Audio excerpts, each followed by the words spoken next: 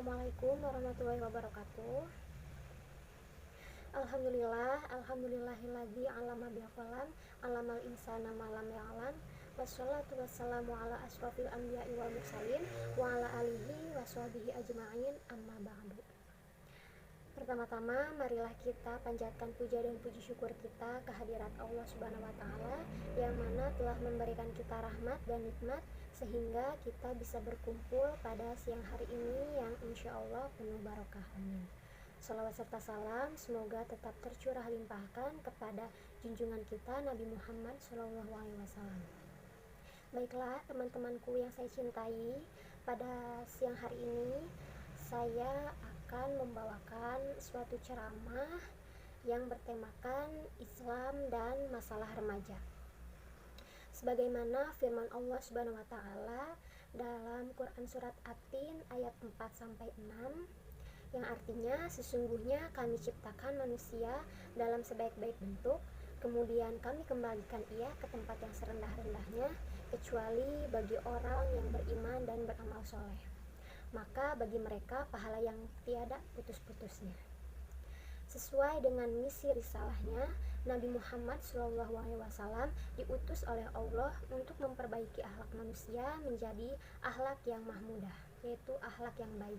Dengan akhlak yang baik diharapkan tercipta kehidupan yang aman dan damai, jauh dari tindak kekerasan, dan sebagaimana sabdanya, aku diutus ke dunia untuk menyempurnakan akhlak manusia. Dewasa ini, tantangan yang dihadapi remaja muda Indonesia menyangkut persoalan masa muda, masa yang sangat labil, mudah dipengaruhi oleh banyak faktor baik positif maupun negatif. Biasanya faktor negatiflah yang lebih cepat diserap oleh kawan-kawan kita yang lainnya. Nah, ini tentu berakibat buruk terhadap kehidupan di masa yang akan datang.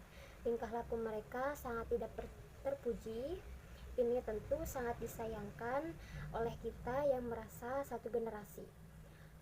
Contohnya pergaulan bebas yang sering dihadapi oleh remaja, yaitu hamil di luar nikah, ikut-ikutan geng motor, ada juga yang sering bolos sekolah, dan ada yang menjadi pecandu narkoba. Teman-temanku yang saya cintai, kita sebagai generasi muda yang masih diberi kesempatan, kesadaran kiranya untuk selalu saling mengingatkan akan bahaya-bahaya pergaulan bebas di atas, pergaulan negatif di atas. Jangan sampai kita jadi korban namun kita sendiri tidak merasa bahwa kita ini sudah menjadi korban. Kiranya sudah bukan saatnya lagi kita mudah tergoda dan terbujuk, bukan saatnya lagi kita tidak punya pendirian. Kita harus menyadari hidup yang sekali ini harus dimanfaatkan secara baik-baik. Jangan sampai kita menyia-nyiakan masa muda ini dan akan menyesalinya di masa tua. Kita harus mempunyai prinsip di dalam hidup, kita harus mandiri dan mampu membawa diri sehingga bukan kita yang menjadi korban zaman, bukan kita yang menjadi korban lingkungan, tetapi mari kita menjadi generasi yang justru mampu membawa perubahan bagi masyarakat.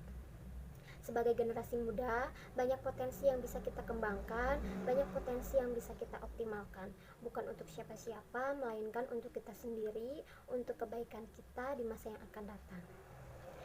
Sayyid Sabiq menjelaskan bahwa pendidikan adalah menyiapkan anak menjadi sehat secara jasmani maupun rohani, sehingga ia menjadi anggota masyarakat yang bermanfaat untuk umat. Membina anak berarti membina manusia seutuhnya, sehat jasmani dan rohani. Oleh sebab itu, pendidikan rohani adalah sangat ditekankan dalam keluarga. Di sini peranan orang tua itu sangat besar sekali dalam membimbing dan membentuk kepribadian anak.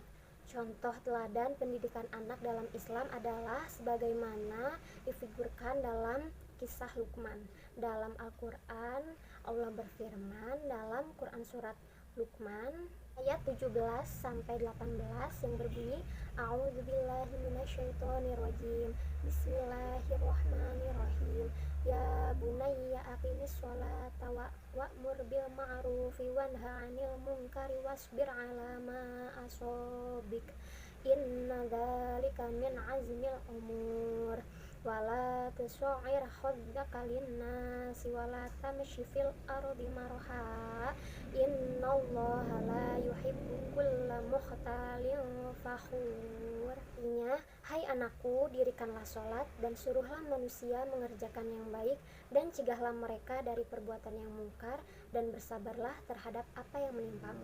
Sesungguhnya yang demikian itu adalah termasuk hal-hal yang diwajibkan oleh Allah, dan janganlah kamu berjalan di muka bumi ini dengan angkuh. Sesungguhnya Allah tidak menyukai orang-orang yang sombong lagi membanggakan diri. Teman-temanku yang saya cintai, marilah sudah saatnya kita sebagai generasi muda untuk bangkit dari tidur dan menunjukkan kepada dunia bahwa kita pun mampu. Kita punya sesuatu yang berharga yang patut diperhitungkan. Kita pastikan bahwa kita bukan generasi sampah yang bisanya hanya menjadi beban orang tua dan beban lingkungan. Saya berpesan kepada rekan-rekan semua, marilah kita manfaatkan masa muda ini sebaik-baiknya agar masa depan kita menjadi cerah. Mungkin cukup sekian ceramah dari saya. Mohon maaf jika ada salah kata. Semoga ini menjadi manfaat bagi yang mendengarkannya. Wabillahi taufiq wal hidayah. Wassalamualaikum warahmatullahi wabarakatuh.